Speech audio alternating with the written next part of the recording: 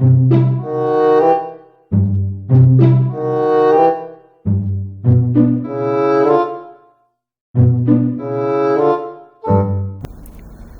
தேர்வுகளுக்கான இன்றைய முக்கிய நிகழ்வுகளை பார்க்கலாம். முதலாவதா நவமி பிரம்மபுத்திரா ஃபெஸ்டிவல். இது இப்போ ரீசெண்டா அசாம்ல இருக்கிற கவுஹாத்தியில இது நடந்திருக்கு. இது நம்மளுடைய இந்தியன் பிரசிடென்ட் பிரணாப் முகர்ஜி இதை இனாகிரேட் பண்ணியிருக்காரு. ஸோ இந்த ஃபெஸ்டிவல் பத்தி சொல்லணும்னா, அந்த பிரம்மபுத்திரா நதிக்கு மக்கள் செலுத்துற ஒரு மரியாதையா இந்த ஃபெஸ்டிவல் நடத்தப்பட்டிருக்கு.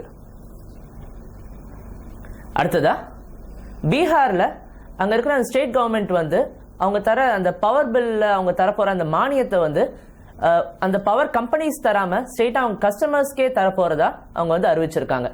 இதை அவங்களுடைய சிஎம் பீகாரினுடைய சீஃப் மினிஸ்டர் நிதிஷ்குமார் இதை அனௌன்ஸ் பண்ணியிருக்காரு. இது எதுக்காகன்னு பாத்தீங்கன்னா, இப்போ ரீசெண்டா பீகார்ல அந்த பவர் பில்ஸ் மேல ஒரு 55% ஹைக் கொடுத்திருந்தாங்க. பவர் பில்ஸ்ல ஹைக் பண்ணியிருந்தாங்க. இது சம்பந்தமா அங்க நிறைய ப்ரொடெஸ்ட்லாம் நடந்திருக்கு. ஸோ அதை தொடர்ந்து இந்த மாதிரி இந்த சப்சிடியை கொடுக்க போறதா, அதுவும் ஸ்ட்ரெயிட்டா மக்களுக்கே அவங்களுடைய பேங்க் அக்கௌண்ட்ல டெபாசிட் பண்ண போறதா கவர்மெண்ட் அறிவிச்சிருக்காங்க. அடுத்ததா இந்தியா இன்டர்நேஷனல் எனர்ஜி ஏஜென்சி அவங்க கூட அசோசியேஷன் ஸ்டேட்டஸ்ல இருக்க போறதா, ஒரு உறுப்பினரா இருக்க போறதா டிக்ளேர் பண்ணியிருக்காங்க. ஸோ இது சம்பந்தமா ஒரு ஃபார்முலான ஒரு லெட்டரை நம்மளுடைய பவர் மினிஸ்டர் பியூஷ் கோயலும், அதே மாதிரி ரினியூவபிள் எனர்ஜி மினிஸ்டர் தர்மேந்திர பிரதானும், இன்டர்நேஷனல் எனர்ஜி ஏஜென்சியினுடைய எக்ஸிகியூட்டிவ் டைரக்டரான ஃபத்திக் பிரோல் இவர்கிட்ட கொடுத்திருக்காங்க. ஸோ இந்த மாதிரி இந்த அசோசியேஷன் ஸ்டேட்டஸ் இந்தியா வாங்கினதன் மூலியமா நம்மளுடைய அந்த பவர், அந்த எனர்ஜி, அந்த தேவையை நம்மளால பூர்த்தி செஞ்சுக்க முடியும் அப்படின்ட்டு கவர்மெண்ட் நம்புறாங்க. அடுத்ததா ஷாங்காய் பேஸ்ட் அந்த நியூ டெவலப்மெண்ட் பேங்க் அதனுடைய செகண்ட் ஆனுவல் மீட் இப்போ ரீசெண்டா நியூ டெல்லியில நடந்திருக்கு.